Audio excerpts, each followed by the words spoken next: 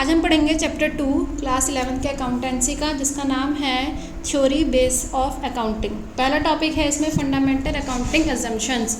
Assumptions का मतलब होता है किसी तरीके की धारणा, अनुमान लगाना, यानी कि जितने भी हमारी अकाउंटिंग है उसको करने के लिए हमारी कुछ क्या होनी चाहिए, अजम्पशंस होनी चाहिए। 3 मेन अजम्पशंस होती हैं, जिसमें पहला अजम्पशन होता है गोइंग कंसर्न अजम्पशन। क्या कहता है ये assumption? This concept assumes that an enterprise has an indefinite life or existence.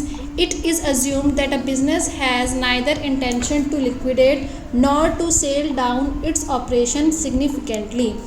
क्या मतलब होता है इसका कि गोइंग कंसर्न कॉन्सेप्ट या गोइंग कंसर्न अजम्पशन हमें ये कहता है कि आपका जो बिज़नेस है, जब आप उसको रन करते हैं तो आपको हमेशा ये अज्यूम करना चाहिए कि आपका बिज़नेस जो है हमेशा लगातार चलता रहेगा, वो कभी भी बंद नहीं होगा। यानी कि इसके अंदर हम कभी भी नेगेटिव नहीं सोचते हैं, क्योंकि अगर हमें कोई भी डिसीज़न लेना है तो वो डिसीज़न फ्यूचर के रिगार्डिंग होता है। और अगर हम पहले ही सोच लेंगे कि कल हमारा बिज़नेस या कुछ दिनों बाद हमारा बिज़नेस बंद हो जाएगा, तो हम इस चीज़ को लेकर के डिसीज़न नहीं ले पाएंगे। तो गोइंग कंसर्न अजम्पशन ये कहता है कि आपको अपनी जो भी एंटरप्राइज़ है, जो भी बिज़नेस है, आपको हमेशा ये सोचना है कि उसकी जो लाइफ है वो कभी भी ख़त्म नहीं होने वाली है, और हमारी कोई भी इंटेंशन नहीं है कि हम उसको लिक्विडेट करेंगे, यानी कि ख़त्म करेंगे, या फिर हम उसके ऑपरेशंस को, जो भी हम काम कर रहे हैं उसको हम बंद कर देंगे। सेकेंड है हमारा consistency assumption. According to this assumption, accounting practices once selected and adopted should be applied consistently year after year.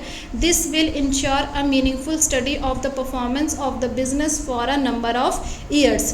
Consistency assumption ये कहता है कि जो भी आपने एक बार कोई भी मेथड यूज़ कर लिया है अकाउंटिंग करने के लिए, या कोई भी प्रैक्टिस अगर आपने चूज़ करी है किसी भी काम को करने के लिए, तो आपको हमेशा वही यूज़ करनी चाहिए, ना कि आपको लगातार उसे बदलते रहना चाहिए। जैसे हम बोलते हैं कि पढ़ाई करने के लिए हमें जो है रेगुलर उसको पढ़ना ज़रूरी है, तभी हम एक अच्छा रिजल्ट क्या कर सकते हैं, अचीव कर सकते हैं। क्योंकि अगर हमने एक दिन पढ़ा और एक दिन नहीं पढ़ा और उस टाइम टेबल को फॉलो नहीं करा, तो उससे हमारा रिजल्ट अच्छा नहीं आता। तो कंसिस्टेंसी का मतलब क्या होता है कि आपने जो भी काम शुरू करा है आप उसको उस तरीके से ही करें, ना कि आप उसमें चेंजेस लाएं। तो कंसिस्टेंसी अजम्पशन का मतलब भी यही होता है कि आप जो भी अकाउंटिंग की प्रैक्टिस को या जो भी आपने मेथड को एक बार सेलेक्ट कर लिया है, एक बार उसको यूज़ कर लिया है, तो आप उसको हर साल उसी को यूज़ करें, ताकि इससे आपकी जो परफॉर्मेंस हो उसको अच्छे से मेज़र करा जा सके।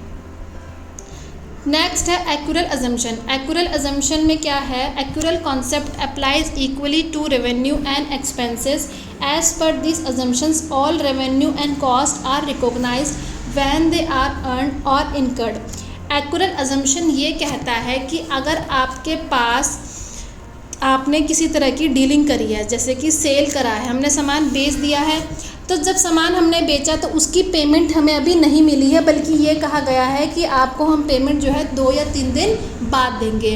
तो जो हमने सेल करी, सेल मान लो अगर हमने आज करी है, तो हम आज ही उस ट्रांजैक्शन को जो है अपने अकाउंटिंग में रिकॉर्ड कर लेंगे। तो बिना किसी पैसे के आए हुए अगर हम किसी ट्रांजैक्शन को रिकॉर्ड करते हैं, तो वो कौन सी अजम्पशन होती है?